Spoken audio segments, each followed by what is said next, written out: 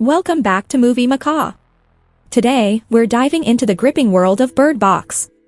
In a reality where the unseen threatens our sanity, we follow Malorie's harrowing journey of survival. What are the deeper themes of fear, trust, and resilience? Stay tuned as we unravel the mysteries of this chilling tale.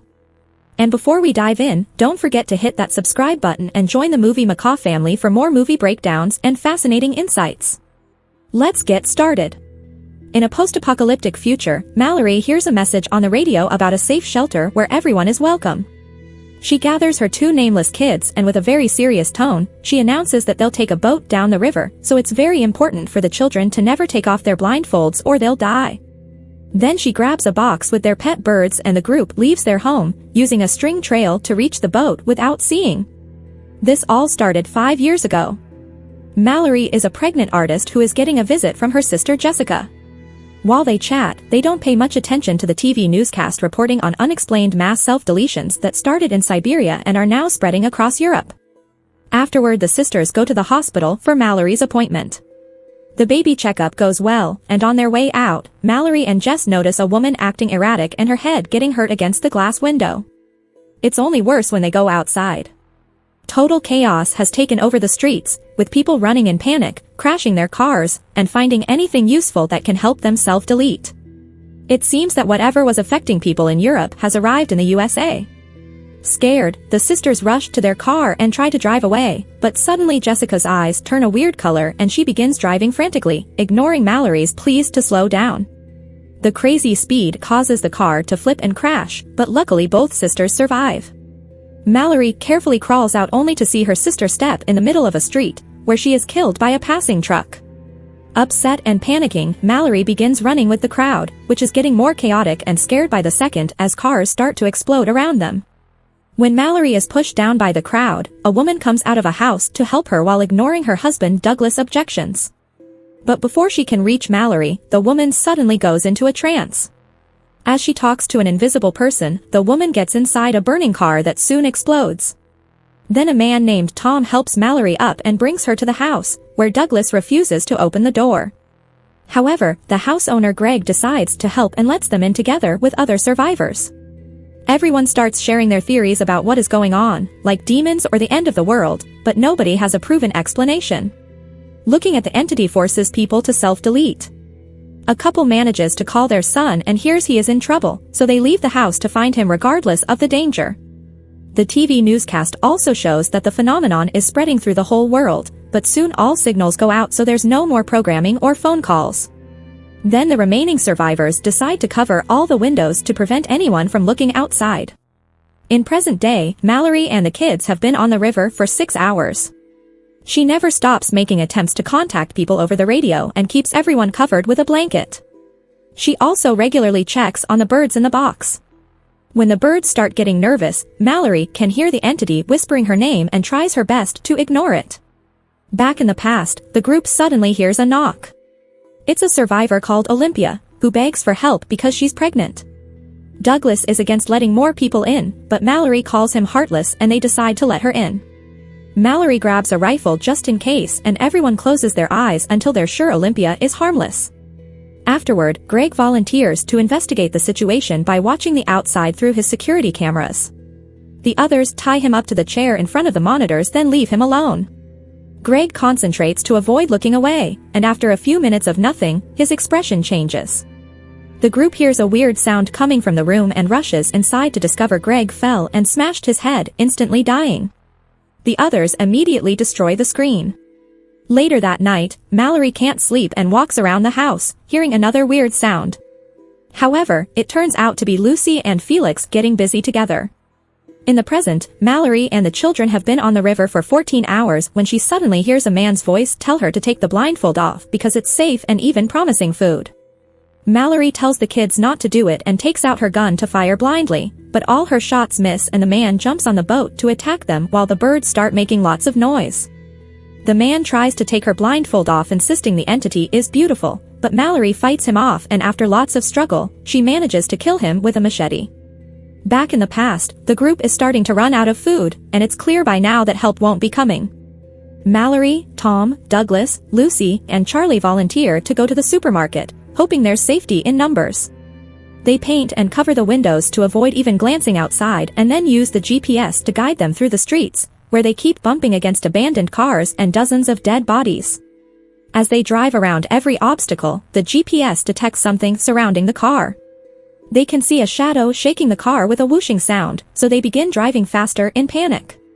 The noises and the shaking get worse by the second, but eventually the GPS announces they have made it to the supermarket, so they rush inside and don't take the blindfolds off until they have covered all the windows. The group splits and starts gathering all kinds of supplies like food but also things for the babies. Malorie finds some birds and decides to take them as well. Douglas thinks they should stay here, but Malorie scolds him and points out it would be heartless to abandon those in the house. Suddenly the group hears someone knocking on a door and Charlie recognizes a familiar voice. It's his coworker who accidentally got stuck in the freezer and is begging to be let out. The group isn't sure of trusting him and opens the door just a little bit to check, causing the birds to go crazy and confirm the man is actually the entity trying to trick them. The man begins yelling the entity should be seen and pushes the door, so Charlie tackles him to send him back into the fridge, allowing the others to lock it again. Then blood begins coming out from under the door, confirming Charlie is dead. The group leaves while still hearing the guy's voice begging for freedom. That night in the house, the group hears what sounds like a car being driven away, so they rush into the garage, only to discover that Lucy and Felix have gone away with their only vehicle. In the present, Malorie finally takes a break after 24 hours of non-stop rowing. However, she's too worried about the kids and soon starts rowing again, but the boat accidentally bumps against a sunken truck. The boy falls out of the boat and Malorie catches him right before he drowns, only to lose their blanket and food in the process. Malorie tries her best to warm him up with a jacket and decides to stop the boat by a shore, where she tells the kids not to move while she goes looking for supplies. Then Malorie connects some string to the boat and explores the woods until she finds a building, where she starts gathering food and a new blanket. Her string can't go on for that long, so she ties it up to the furniture while she continues to investigate. Suddenly she hears a noise and sees the string shaking before a shadow moves outside, so she immediately rushes out of the building, running through the forest as the entity begins whispering her name. Malorie blindingly shoots her gun just in case, which is heard by the little girl and makes her get off the boat to help.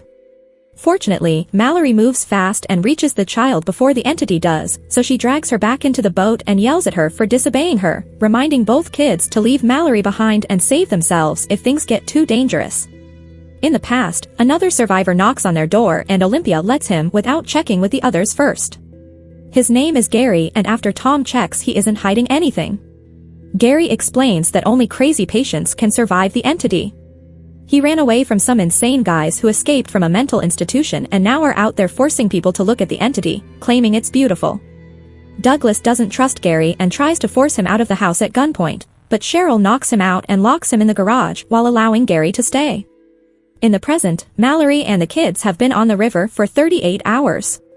Malorie covers everyone with a blanket to warn them that they're approaching the rapids, which is the most dangerous part of the journey.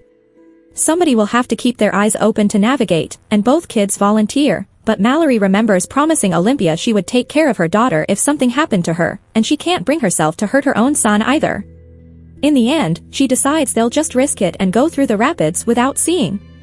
In the past, both Malorie and Olympia begin to go into labor at the same time. While Tom and Cheryl take the women upstairs to their room, Gary takes out a bunch of drawings of the horrifying creatures and starts making a new one, revealing he's actually one of the crazy people who escaped from the mental institution. Then he takes Malorie's birds and puts them in the fridge before tearing the papers off the windows, which Douglas sees from afar. When Tom comes down and finds the drawings, Gary immediately knocks him out, then he opens the front garage door hoping to make Douglas see, but he quickly covers his eyes. Upstairs, Olympia and Malorie give birth to two very healthy and beautiful babies. Suddenly Gary enters the room and pulls the blinds up in front of Olympia, who immediately falls for the entity. Malorie manages to take the baby from her before Olympia runs to the window to self-delete. Afterward, Gary grabs Cheryl's face and forces her to open her eyes to the outside, causing her to also self-delete with scissors. While Malorie hides with the babies under a blanket, Douglas shows up with the rifle and does some blind shooting, hurting Gary in the arm. However, Gary quickly retaliates by jumping on Douglas to push him through the railing and stab him with the scissors. The rifle falls to the floor and Tom tries to grab it at the same time as Gary, causing the weapon to go off. Malorie hears 2 shots before someone approaches her, but luckily is Tom, who has won the fight. 5 years pass, and Malorie and Tom have been living together while raising the kids as a couple. They have a whole system in place to keep the house safe and use string to go looking for supplies when they need them. One afternoon, Malorie is out on a supply run when she hears some cars driving nearby.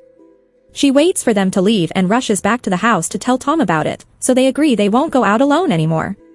That night, the two receive a radio transmission saying there's a safe compound with plenty of supplies and food down the river. The voice on the radio even gives them instructions, which Tom writes down on a map. Apparently seeing will be required to cross the rapids, and the voice recommends following the sound of the forest birds because they can tell when the entity is around. Tom wants to go to the compound, but Malorie refuses because she thinks it's a trap. Sometime later, while the family goes out to look for supplies together, they hear the cars again, so Tom goes to distract them while Malorie and the kids get out safely. The drivers are a group of insane people who ask Tom to look at the entity, and when they notice Malorie and the kids, Tom opens fire on them. He manages to kill a few of them, but they shoot back at him. So if Tom wants to save his family, he has no choice but to take off the blindfold to shoot with a better aim. After killing them in seconds, Tom sees the entity and self-deletes. Malorie has a breakdown over her loss and decides it's time to leave for the shelter after all. Now it's been 42 hours on the river and the group is approaching the rapids pretty quickly. When they reach the bumpy waters, Malorie tries her best to get through, but the boat flips over and everyone falls out. Malorie calls out to the kids and finds the boy in the water, but the girl has made it to the land. Thankfully Malorie finds her quickly because the girl has a bell that she keeps ringing. Then the trio walks through the woods where they hear the entity whispering to them using Tom's voice. Malorie tries to run away from it, only to fall down a small hill. The voice goes after the kids and the boy almost takes off his blindfold, but Malorie quickly finds him and stops him. She can't find the girl though, so she starts apologizing for yelling at her and the sound of her voice allows the girl to go back to her. Then the family follows the sounds of the birds, but they have to start running when the entity suddenly surrounds them. They fall a couple of times, but eventually they make it to the compound and the door is open before the entity can reach them. Inside the compound, Malorie's eyes are checked and soon everyone is cleared to stay. They meet the voice from the radio and Malorie discovers that the compound is a school for the blind filled with survivors but also birds, who work as an alarm. Now they can finally begin living properly. Malorie decides to name the kids. The girl is called Olympia after her mother, and the boy is named after Tom. Then Malorie opens her box and frees the birds to be with the others in the sanctuary. Thanks for watching this deep dive into Bird Box. We've explored the haunting themes of fear, survival, and human connection. What did you think of Malorie's journey? Let me know in the comments below. If you enjoyed this analysis, don't forget to give a thumbs up and subscribe to Movie Macaw for more movie breakdowns and insights. Hit that notification bell so you never miss an update. Until next time, keep watching, keep exploring, and remember, sometimes, the unseen can be the most powerful force of all. See you in the next video.